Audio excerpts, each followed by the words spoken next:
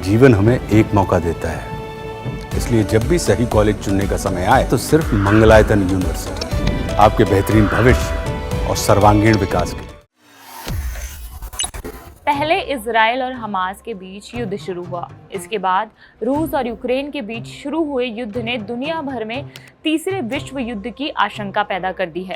अब खबर आ रही है कि यूरोपीय आयोग ने कहा है कि यूरोपीय संघ ने अपने नागरिकों से आग्रह किया है कि यदि संकट आता है तो वे कम से कम 72 घंटों तक जीवित रहने के लिए पर्याप्त राशन और अन्य आवश्यक चीजें इकट्ठा करके रख ले, अपने घर में रख ले।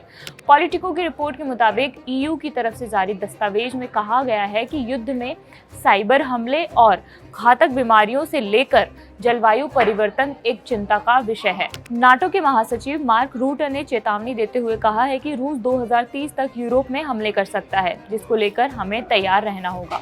वहीं मार्क रूटे की चेतावनी के बाद यूरोपीय देशों में हड़कंप मच गया है। रिपोर्ट के मुताबिक नाटो देश युद्ध की आशंका को लेकर तैयारियों में जुट गए हैं।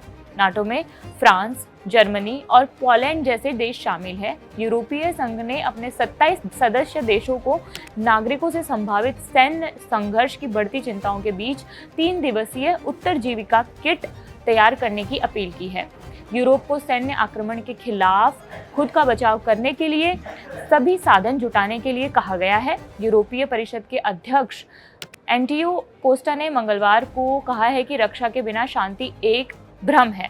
ब्रुसेल्स में यूरोपीय नीति केंद्र के एक कार्यक्रम में उन्होंने कहा है कि अगर रूस का मानना है कि यूक्रेन की सीमाएं नक्शे पर एक रेखा मात्र हैं, तो उसे किसी अन्य देश की सीमाओं का सम्मान क्यों करना चाहिए। रिपोर्ट में आगे दावा किया गया है कि यूरोपीय संघ के प्रमुख रूटे ने चेतावनी दी है कि रूस यूरोपीय धरती पर एक और बड़ा हमला कर सकता है और वो ऐसा करने में सक्षम है। उन्होंने कहा, हमें यह नहीं भूलना चाहिए कि रूस हमारे गठबंधन के लिए सबसे बड़ा और खतरनाक खतरा है और आगे भी रहेगा।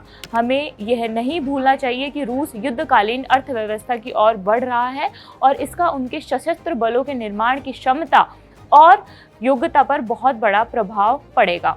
रूटे ने चेतावनी दी है कि रूस 2030 तक यूरोप में एक और हमला करने में सक्षम हो सकता है। उन्होंने कहा, अगर कोई गलत अनुमान लगाता है और सोचता है कि वे पोलैंड या किसी अन्य सहयोगी देश पर हमला करके बच सकते हैं, तो उन्हें इस गठबंधन की पूरी ताकत से सामना करना पड़ेगा। हमारी प्रतिक्रिया विनाशकारी होगी।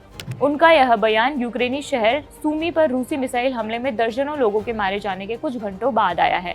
रूटे ने आगे कहा है कि ये बात व्लादिमीर पुतिन और हम पर हमला करने की इच्छा रखने वाले किसी भी अन्य व्यक्ति को बहुत स्पष्ट रूप से पता होनी चाहिए। आपकी इस खबर पर क्या राय है, हमें कमेंट बॉक्स में बताइए। और मैं मनीषा हूँ, देखते रहिए जागरण। शुक्रिया।